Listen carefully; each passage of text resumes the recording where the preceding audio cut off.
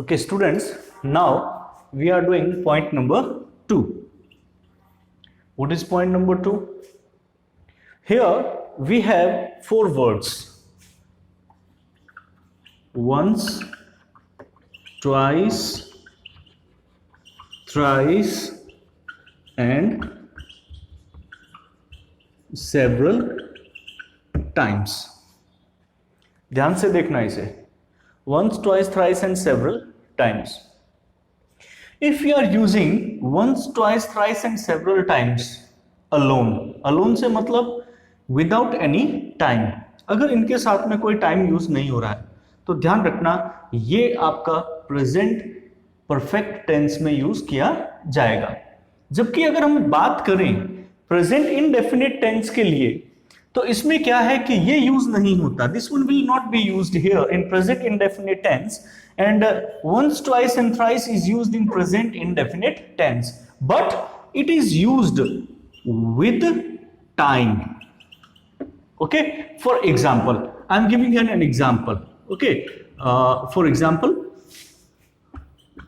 once a day, twice a month, thrice a year. Okay, मैं क्या कर रहा हूं यहां पे? मैं once, twice, thrice के साथ में टाइम यूज कर रहा हूं. I am using time with once, twice and thrice. तो अगर आप क्या कर रहे हैं once, twice and thrice के साथ में टाइम यूज कर रहे हैं, it means this is an identification of present indefinite tense. Okay, here again I'm giving an example using a sentence. They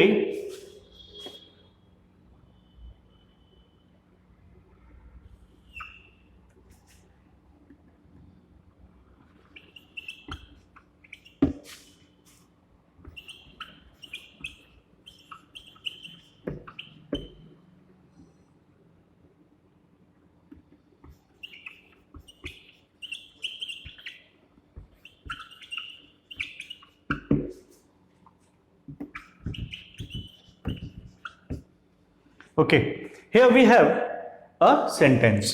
They movie once a day in lockdown period.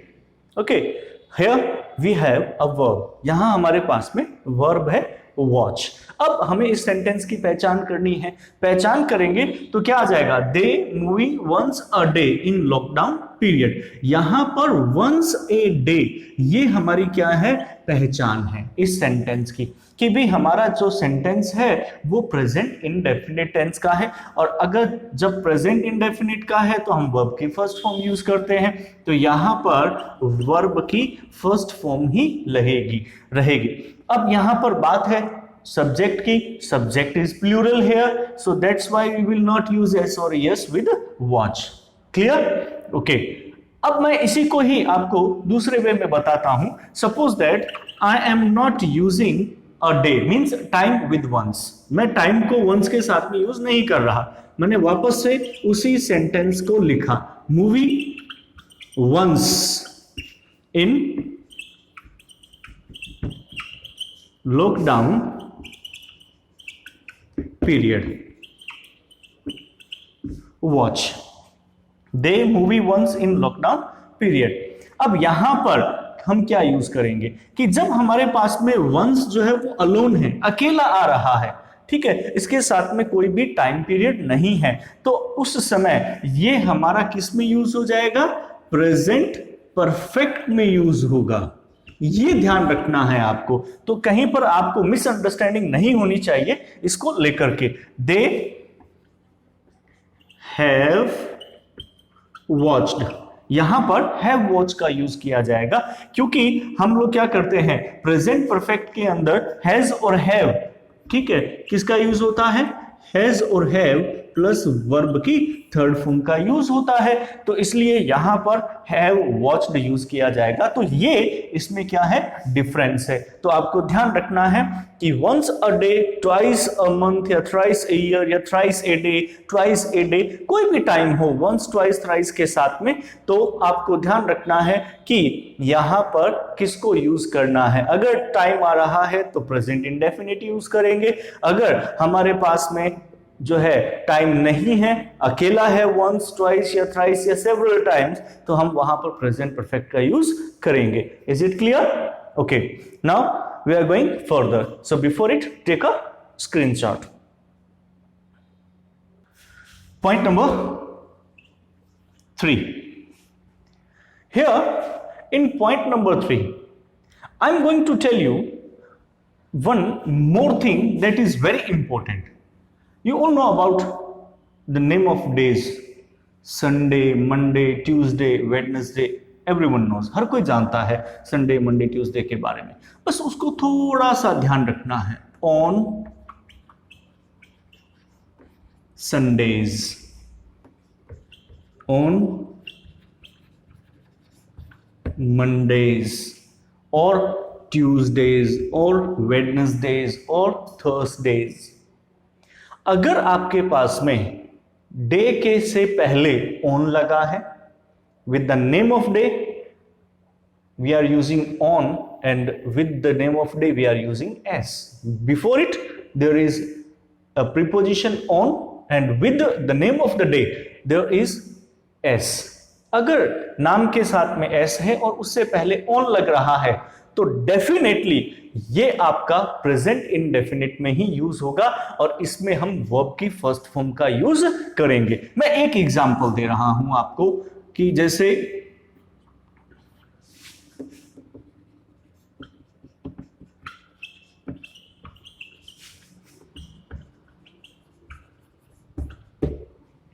on Sundays, here we have a verb visit. Okay, so my village on Sundays, यानी कि मैं केवल Sunday को ही वहां पर जाता हूं। तो अब यहां हम क्या यूज करेंगे, यही चीज हो गई कि हमारे पास में आइडेंटिफिकेशन क्या हो गई कि जो नेम ऑफ द डे है उससे पहले ऑन लग रहा है, उसके साथ में एस लग रहा है, और ये चीज यूज की जाती है प्रेजेंट इंडेफिनिट के अंदर। तो इसलिए हम यहां पर यूज करेंगे वर्ब की फर्स्ट फॉर्म, यानी कि विजिट का विजिट ही आएगा, क्योंकि सब्जेक्ट प्लूरल है। Is it clear? ना पॉइंट नंबर 4। अब आपको एक चीज ध्यान देनी है कि exclamatory sentences beginning with here and there, okay,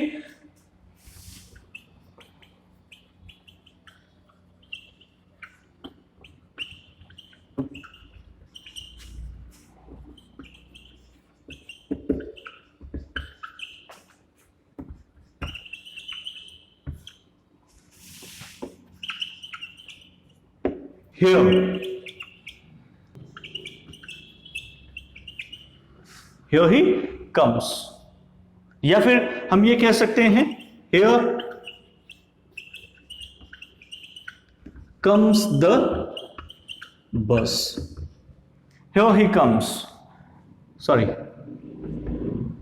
here comes the bus, या फिर एग्जाम्पल there she goes। तो ये क्या है, ये एग्जाम्पल है here और there के, ठीक है, कि अगर हमारे पास में कोई भी सेंटेंस शुरू हो रहा है here या there से, तो हम उसके अंदर यूज करते हैं present indefinite. Okay, clear? Take a screenshot.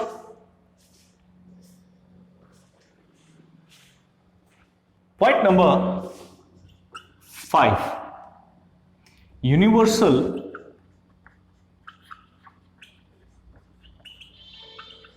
Fact. With universal fact, universal fact मतलब वो चीजें जो सार्वभौमिक सत्य है, जिसमें किसी भी तरह का कोई चेंजेस नहीं हो सकता, जो यूनिवर्स ने हमें दी है और वो वैसे ही रहती हैं। ठीक है, तो यूनिवर्सल फैक्ट, इस यूनिवर्सल फैक्ट के अंदर हम यूज करते हैं प्रेजेंट इंडेफिनिट टेंस। ठीक है, जैसे the sun rises in the east and sets in the west. Okay, बहुत ही ब्यूटीफुल एग्जाम्पल है और हर किसी को पता है, हमेशा से इसका यूज होता आया है, तो यूनिवर्सल फैक्ट यही है। जैसे एक और मैं आपको एग्जाम्पल देता हूं कि the earth moves around the sun. The earth moves around the sun. अब ये भी क्या है, बहुत ही ब्यूटीफुल एग्जांपल है हमारे यूनिवर्सल फैक्ट का। ओके, उसके बाद में point number 6,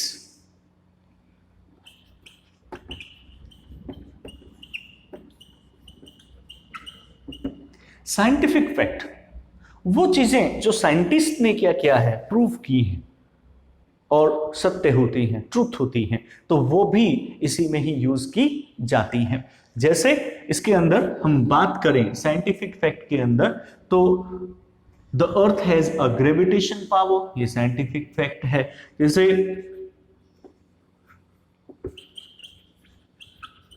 water boils at 100 degree Celsius, ये भी क्या है, साइंटिफिक फैक्ट है कि पानी 100 डिग्री पे जो है वो बॉयल होता है और 0 डिग्री पर फ्रीज हो जाता है, तो साइंटिफिक फैक्ट की ही बात है।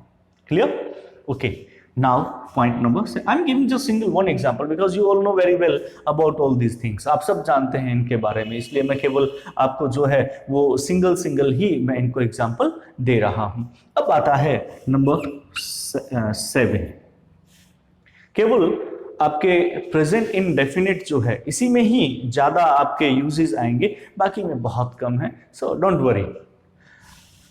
पॉइंट नंबर 7, जहां हम प्रेजेंट इंडेफिनिट का यूज करते हैं, इसमें आता है हमारे सबसे पहले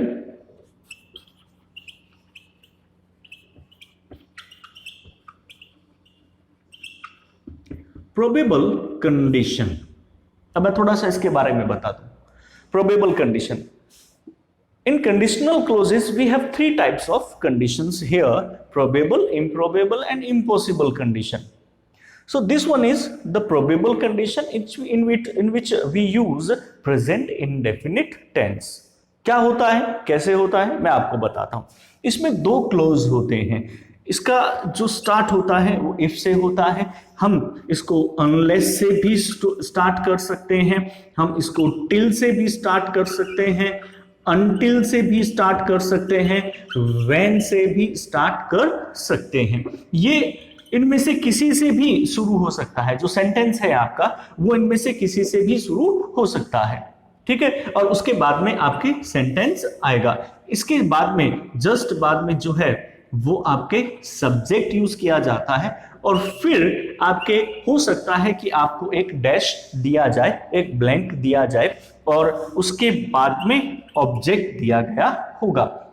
फिर इसके बाद में वापस से देखिए एक क्लोज आपके पास में और होगा जिसमें सब्जेक्ट होगा। सब्जेक्ट के बाद में ये ध्यान रखना, शैल और विल,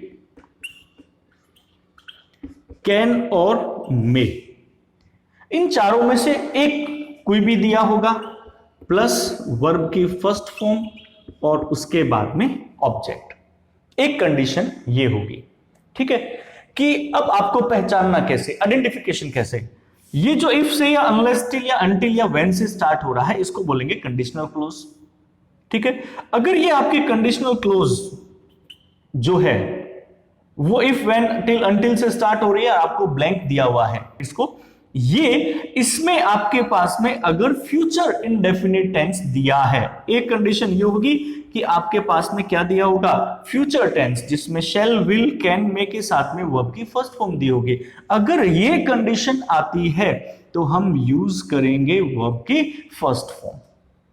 क्लियर?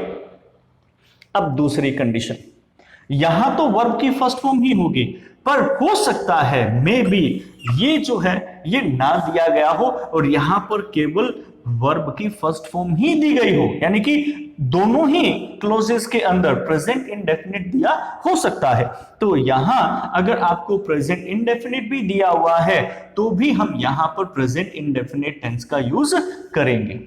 ओके, चलो मैं इसका एक एग्जांपल आपको देता हूं, और उससे पहले आप एक स्क्रीनशॉट ले लीजिए इसका, ताकि मैं ऊपर एग्जांपल लिख सकूं।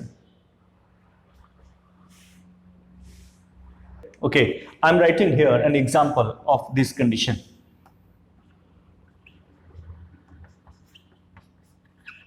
If you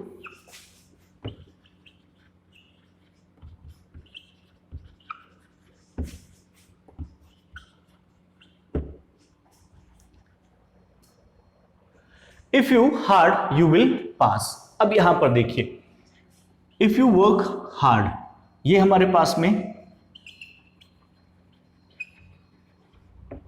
कंडीशनल क्लोज है, और ये जो है ये आपका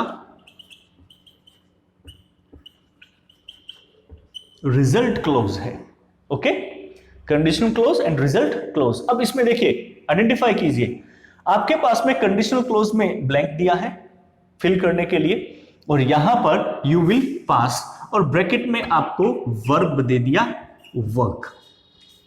अब यहां देखिए, विल दे दिया और विल के साथ में वर्ब की first form, what you have given here, will plus V1, यही पहचान है हमारी।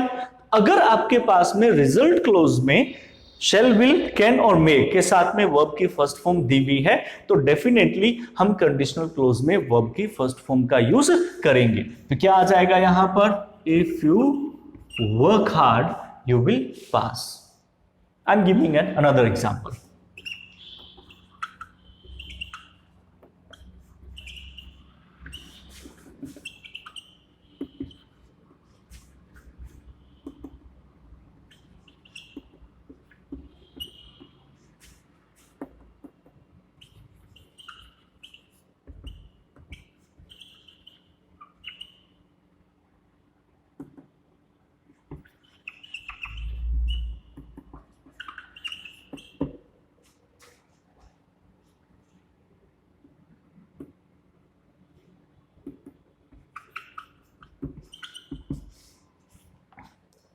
Unless is always used in negative sentence. It should be clear in your mind.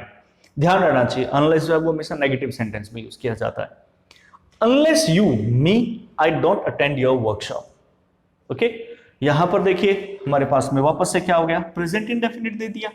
अब नेगेटिव है तो नेगेटिव के अंदर डू डज तो लगता ही है, तो इसलिए हमने क्या कर दिया, यहां पर डोंट लिख दिया।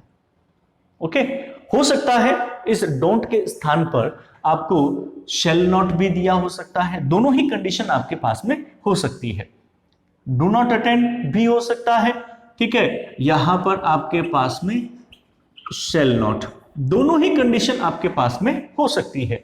तो अगर दोनों ही कंडीशन आ जाए, प्रेजेंट इंडेफिनिट दिया हो तो भी, या फिर हमारे पास में फ्यूचर इंडेफिनिट दिया हो तो भी, इन दोनों ही कंडीशंस में हम यहां पर प्रेजेंट इंडेफिनिट का यूज करेंगे। तो क्या आ जाएगा यहां पर, इनवाइट का इनवाइट ही आएगा, क्योंकि यू जो है वो प्लूरल है।